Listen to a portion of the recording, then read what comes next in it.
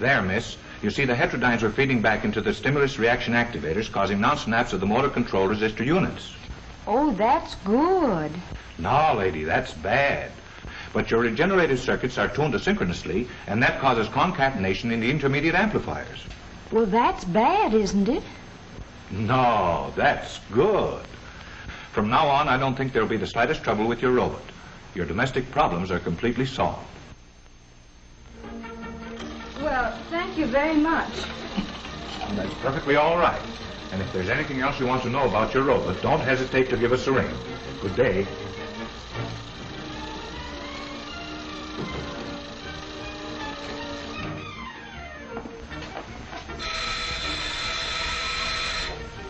Rollo, answer the door.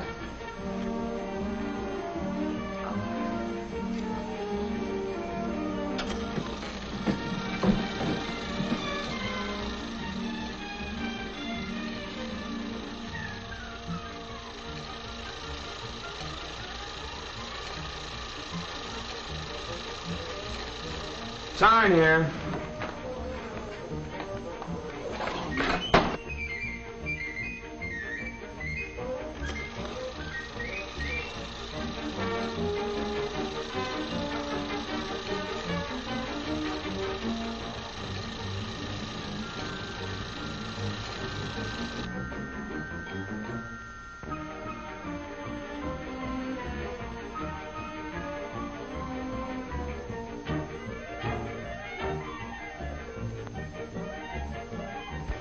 Lars, Rollo, fix.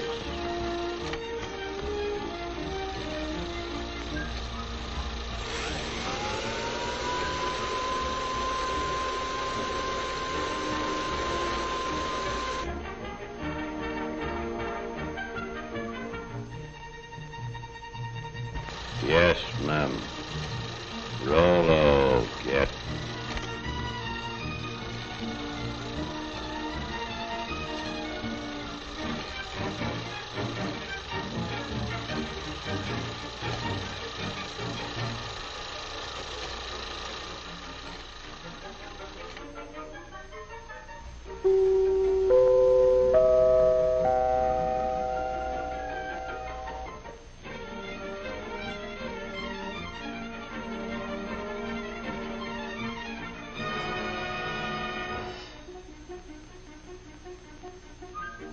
Yes, Rollo the robot, the chromium-plated butler, is just a daydream after all.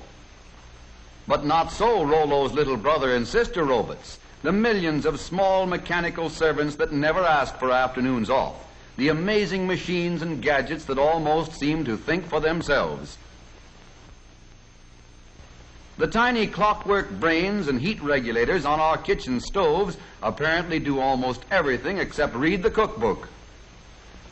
Thinking machines like this keep golden brown slices of toast from turning into slabs of charcoal and keep the coffee hot until we're ready to start dunking. Then there's a tea kettle that's been trained never to boil dry. When the water is gone, the kettle simply pulls out its own attachment plug. And here's a gadget that ought to rate a bow from every dog in the country. A Fido feeder that never forgets when the pup is dining home alone and the rest of the family is dining out. What's more, it tells him when to come and get it. In offices and schoolrooms, too, robots have learned to turn on the lights. This little electric eye measures the amount of daylight coming in the windows. When the light level outside drops below the requirement for good visibility, this robot throws a switch, and the first bank of lights goes on. No robot machine has ever been accused of being absent-minded or careless at its work. Here, a robot that never sleeps nor winks, nor looks out the window, stands guard over the men who work at this giant press. As long as the robot can see the man, the press won't budge an inch, and that's mighty important on a big job like this. Did you ever hear of anyone getting his lap caught in an elevator door? That can't happen here, because as long as there's anything in the way, this door can't close. Step back, please. There's plenty of room in the rear of the car. All right, then, don't step back. Just take a deep breath and hang on to yourself.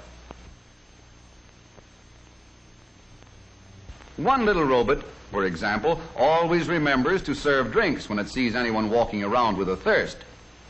A beam of light is aimed across the fountain and into an electric eye. When the beam of light is broken by a solid object, such as this head, the electric eye control opens the faucet, and there's your drink. This particular device is an automatic fire sprinkler. Someday, maybe someone will invent a robot that can take a joke. Some robots have even learned to fly. Tiny automatic brains in giant airliners, sensitive to the slightest change in balance or direction, relieve the busy pilots of the job of keeping the wings level, the nose on the horizon, and the plane headed in the right direction. Don't look now, but this motor car is simply full of robots. In the carburetor is a diet specialist, a brainy collection of jets and valves and floats that serve a health menu of gasoline calories and fresh air vitamins to the engine, a menu that varies with every change in speed or load. The engine likes its meals served not too hot and not too cold. So in the intake manifold, another mastermind with a nervous system sensitive to heat uses hot exhaust gases to warm the mixture before it goes into the engine. Step right up close to the platform and see the Siamese robots. These robots attached to the distributor are always worrying about the spark in the engine. One is sure that the spark ought to be advanced. The other is equally sure that it ought to be retarded just a trifle. But they never argue. Each takes his turn according to the speed and load, and between them, they manage to stage a grand performance every time they go on the road.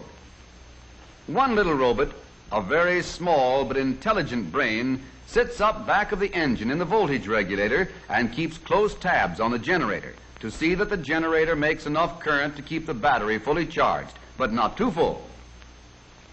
And still another deep thinker rides way up in front. Its job is to keep water from cooling off in the radiator until the engine is warmed up to a good working temperature.